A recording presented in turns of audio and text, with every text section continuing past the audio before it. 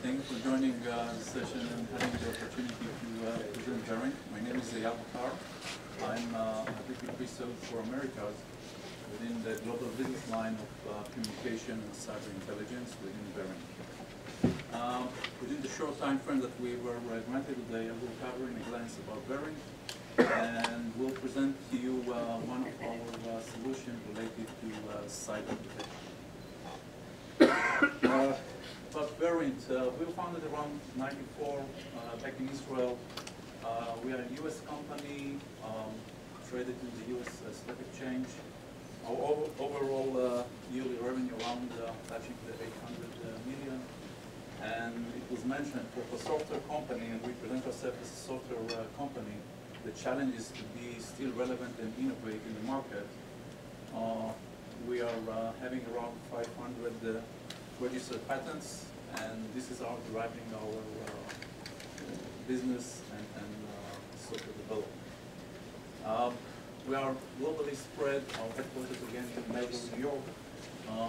Large R&D center in Israel, and U.S. offices in the West and the East Coast, and also sales and support offices globally.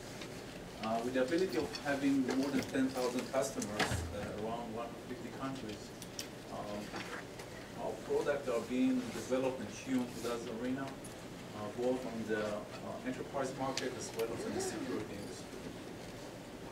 I think some of my colleagues touched the fact that the challenge of the organization, either security or an enterprise, is dealing with mass or big data analytics. The ability to be competitive in the market with your competitors is the fact that you are able to digest and act properly on information which is available to you. And the fact in the past 5 years, I would say 3 to 5 years, there is an exponential growth and the level of information which is available. Was mentioned here about managing configuration, think about customer interaction, etc.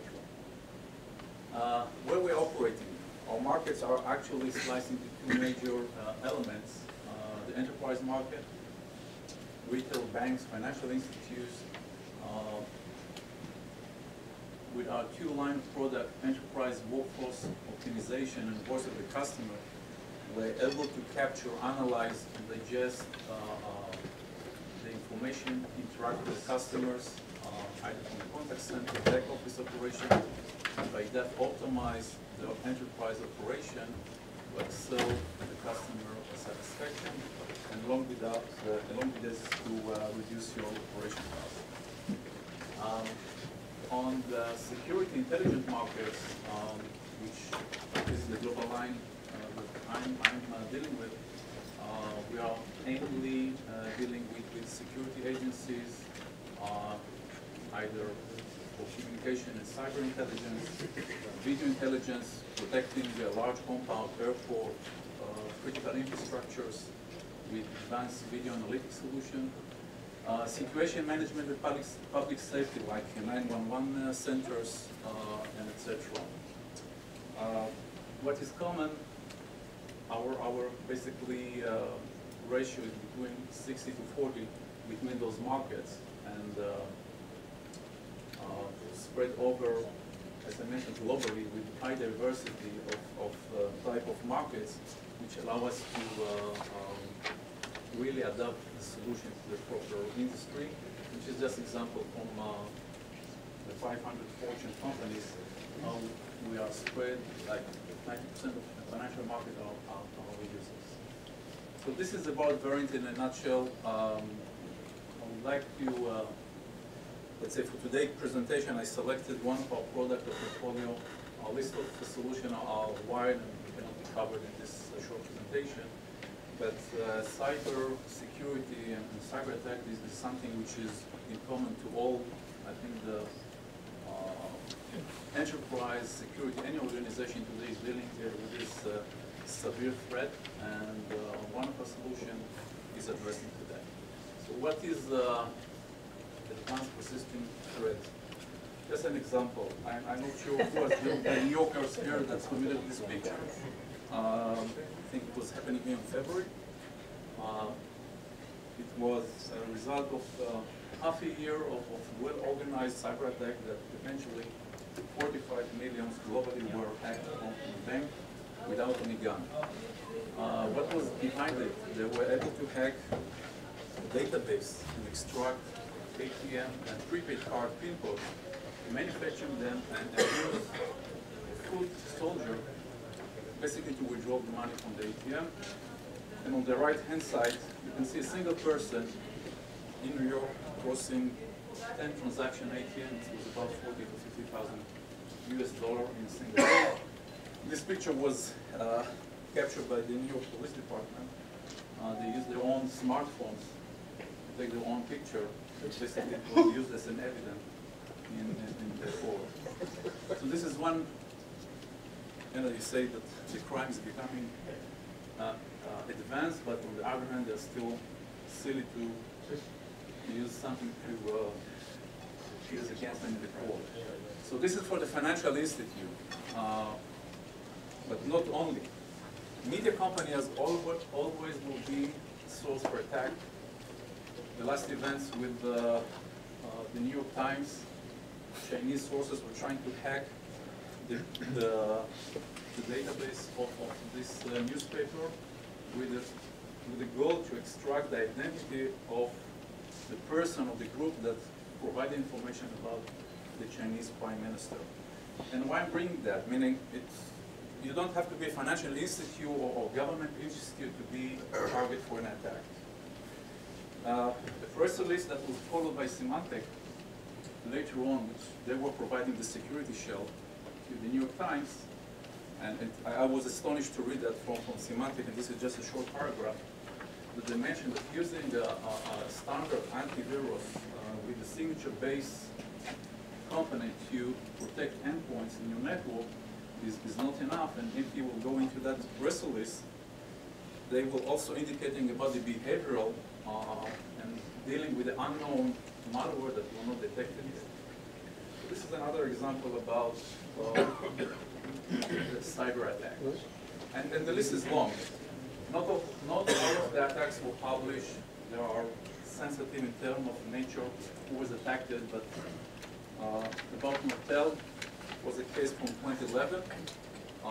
They found a malware that was sitting in their organization for a few years, and a lot of IP and confidential information was leaked from the organization.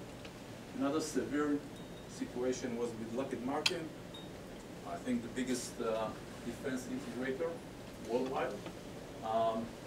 It was a advanced targeted attack, which they were able to hack the RSA token in order to penetrate the secure network of Lockheed, and from this point they were able to leak out confidential information about projects. Trying to track back who was the source of that, there is a lot of debate. There are footprints from China, from Russia, but the fact is that there is no network that cannot be penetrated, and the fact how fast and how you can protect it, and the list here is long. Google was hacked again as well. So it's saying that there is no safe organization, how, let's say, strong your security shell. And that leads me to summarize this background about APT, which I think the word changed from the simple attack, from simple virus to do some damage on your local computer, to deny some services, into a well-targeted, persistent attack that's starting with a very defined goal, what you would like to achieve, finding the proper person, the organization, the network in order to penetrate, and then to take it out with an adaptive malware, meaning the ability to control the malware in order to adapt to the behavioral changes of the network and gather the right information. So Verint decided 2 years ago to approach that market with a unique approach, which is still pending on patent, that I would like to discuss. So our cyber vision solution is a suite of solutions for a network protection. I would like to mention that it is not replacing existing solution, it's a complementary. And our idea and philosophy is that you need to create shells like an onion layers to protect your core network and core assets.